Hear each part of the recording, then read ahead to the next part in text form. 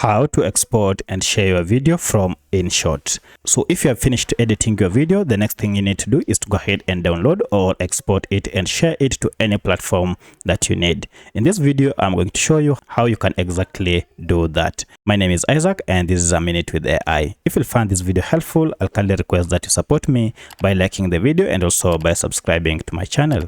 Now, once you have finished editing your video on your InShot mobile video editor app, it's time to go ahead and download it. To do so, just go ahead and look for the export option up here and tap on it. Now, once you have tapped on it, you will see the details about your export. For instance, it will be exported in 1080p and then 30 frames per second, and the format is MP4 and the size is 20.7 MBs. If you want to change any of this, you can change. Otherwise, I'm okay with it.